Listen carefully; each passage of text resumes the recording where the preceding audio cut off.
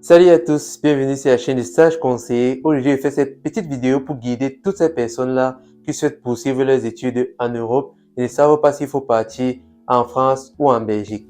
Tout au long de cette vidéo, je vais vous apporter plusieurs informations, mais également plusieurs données statistiques qui vous aideront à faire le meilleur choix en fonction de vos ressources financières, mais aussi en fonction de vos ambitions. Donc, si ça t'intéresse, je t'invite à regarder cette vidéo jusqu'à la fin. On commence juste après le générique. Ciao!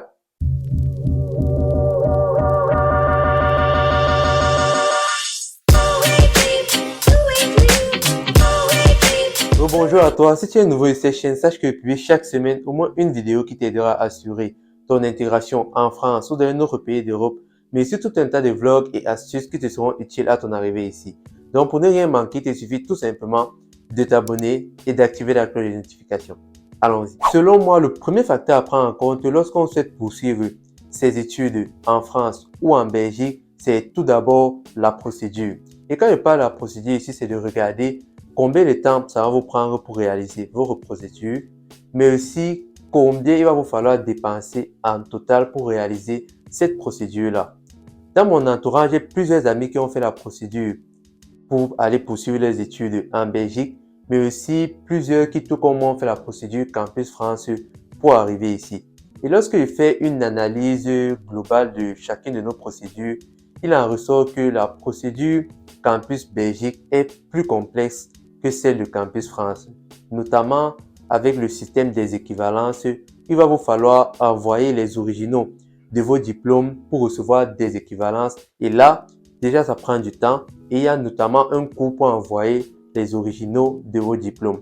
Il y a également le système de la prise en charge qui est également un casse-tête pendant la procédure Campus Belgique. On a également le fait que sur la procédure pour aller poursuivre ses études en Belgique, les universités là-bas prennent beaucoup plus de temps pour apporter une réponse à votre candidature, alors qu'ici en France, rapidement, au bout d'un mois, vous avez déjà une réponse des écoles.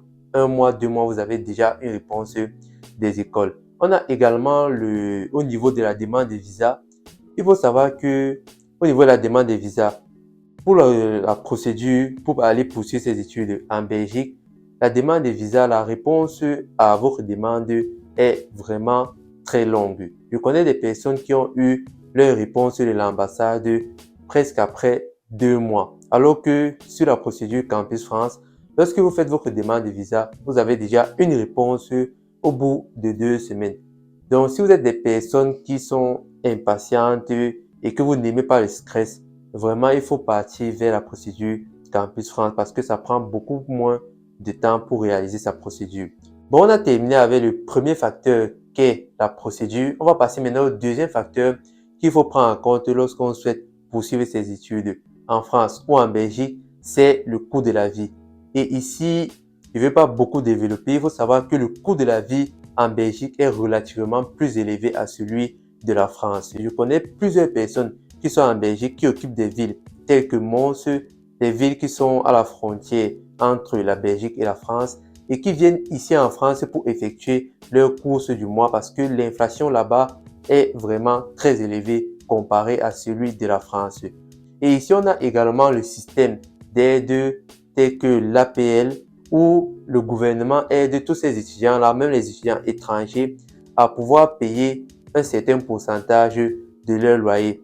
Certes, beaucoup de personnes n'aiment pas trop parler des aides parce qu'ils estiment qu'il faut s'en sortir seul dans la vie. Mais lorsqu'on vient de débuter notre vie, on se bat encore. C'est pas mal de recevoir une petite aide pour se lancer. Donc, si au niveau des finances, vous n'êtes pas assez prêt financièrement, il serait préférable de venir ici en France pour poursuivre vos études. Bon, on a terminé avec le coût de la vie. On va passer au troisième facteur à prendre en compte lorsqu'on souhaite poursuivre ses études en France ou en Belgique.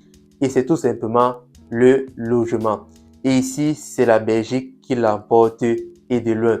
Parce que en Belgique, un étudiant peut se loger en moyenne avec 350 euros, alors qu'en France, un étudiant se loge en moyenne avec 547 euros. Donc, vous voyez déjà la différence. Et là, ce n'est qu'une moyenne qui concerne toute la France. Si on essaie un peu de regarder en région parisienne, ici, un étudiant se loge en moyenne à partir de 800 euros. Et quand on essaie un peu de voir le contexte africain, il serait difficile de pouvoir payer un loyer 1000 euros chaque mois. Au bout d'un an, ça fait 12 000 euros. Bon, là, il parle pour des personnes lambda comme nous. Ça serait un peu difficile de payer 12 000 euros. Et ça, c'est uniquement le loyer. Il n'y a pas la nutrition et il n'y a pas comment se vêtir. Donc là, ça sera un peu difficile.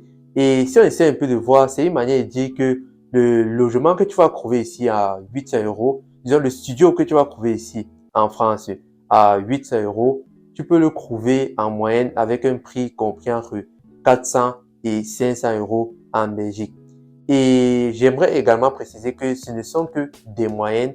Tu peux trouver des logements beaucoup plus chers en Belgique et trouver des logements à un prix beaucoup plus faible ici en France. Mais ce sont des moyennes qui vous permettent déjà un peu de voir en fonction du logement où vous pouvez trouver des logements à un prix un peu plus bas. Bon, on a terminé avec ce facteur. On va passer au quatrième facteur qui est le coût des écoles. Et ici, c'est la Belgique qui l'emporte encore.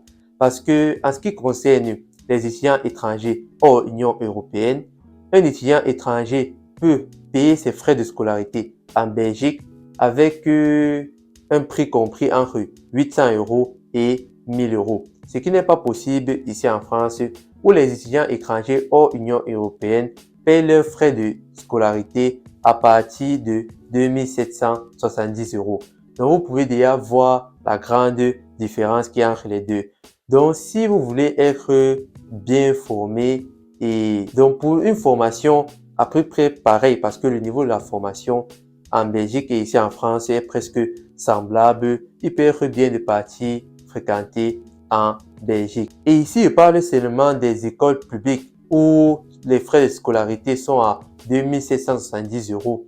Si vous essayez de voir un peu les écoles privées ou les grandes écoles de commerce telles que les HEC et SEC, vous allez trouver les frais de scolarité qui sont à partir de 7 000 euros, autant pour moi. Et là, l'addition va être salée. Donc, et en ce qui concerne même les écoles, si on essaie un peu de voir les critères de sélectivité, ici on va voir que ici en France, les écoles ont des critères de sélectivité plus élevés qu'en Belgique parce qu'ici il y a beaucoup d'écoles qu'il faut intégrer avec les concours. C'est pourquoi il y a beaucoup de Français qui quittent ici en France pour partir poursuivre leurs études en Belgique pour éviter tout simplement les concours. Mais bon, si vous appréciez les concours, vous appréciez bien la concurrence et tout ce qui est sélection, vous pouvez venir ici en France, mais si vous n'aimez pas, partez en Belgique. Mais c'est pas une manière de dire que là-bas, il n'y a pas des écoles que vous pouvez intégrer en passant par des concours. Non, je n'ai pas dit ça, mais c'est une manière de dire qu'ici, il y a beaucoup plus d'écoles qu'il faut intégrer à travers les concours qu'en Belgique. Bon, on a terminé pour aujourd'hui. J'espère que cette vidéo va t'aider à faire le bon choix pour partir poursuivre tes études en France ou en Belgique. J'ai pris beaucoup de temps pour faire des recherches, trouver les statistiques et les données et les comparer. Bon, si tu as apprécié la vidéo, n'oublie pas de lâcher un pouce, ça fait plaisir, ça soutient la chaîne. Et by the way, don't forget to subscribe to my channel. À la semaine prochaine pour une nouvelle vidéo.